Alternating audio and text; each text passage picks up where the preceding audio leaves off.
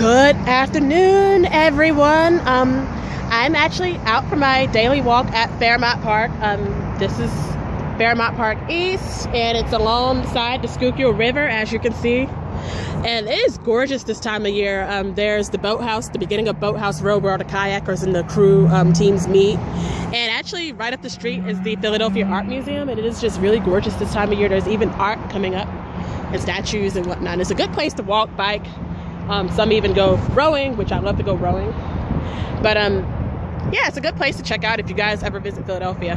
But anyways, today I wanted to talk to you today about the importance of the energy that you surround yourself with.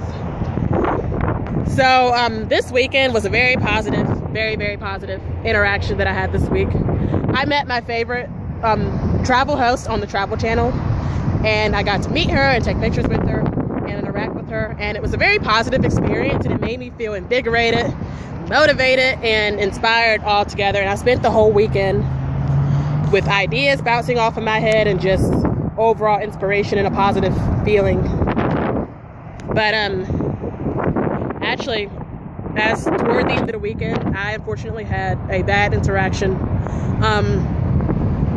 To make a long story short, I was basically being told to let my dreams go, and that it's not possible, and that I would never be able to pursue, a nice living, and never be able to pursue what my goals are, basically, with the business that I have.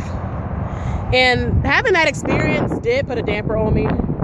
And actually, the way that the conversation went, I spent a lot of time confused as to whether or not I was being given constructive criticism, or I was given realistic advice, or if someone was just trying to, damper my dreams and be negative. I was confused as to what that might have meant and how I should take that.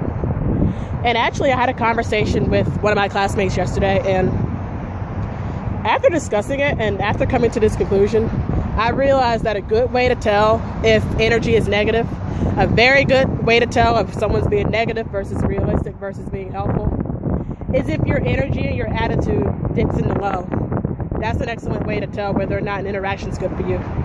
And from then on out, you have to decide. You distance yourself from that person. You don't answer their calls. You block them from your Facebook posts. You do whatever you can to limit your interaction with these people, your exposure to these people.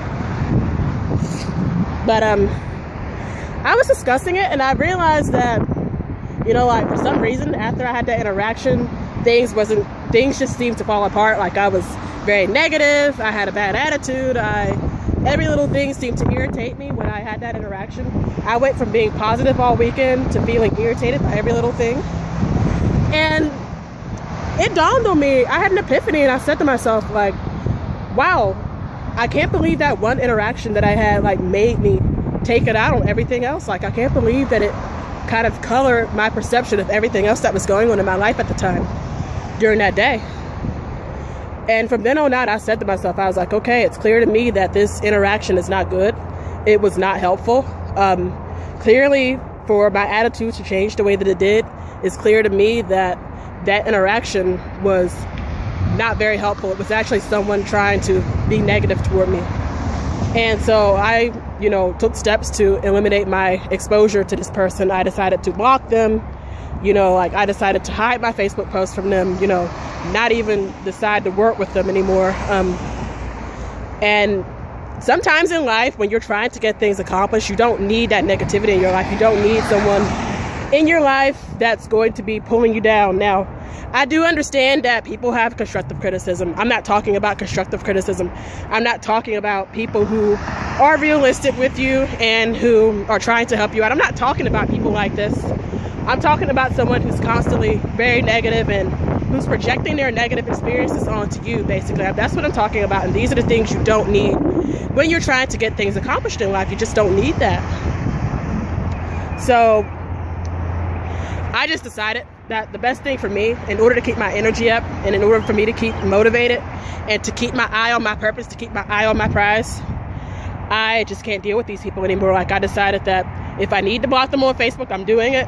If I don't need to talk to them anymore, then no, I'm not talking to them anymore. Actually, Shalise Nicole Hurd feels that people like that have no place in my life, none whatsoever. And I encourage you guys to think about who in your life is being negative, who's bringing you down, who is it that's not encouraging you, who's bringing your energy levels down. If they are, kick those people out of your life. Like, absolutely kick them out of your life. Have nothing to do with them whatsoever.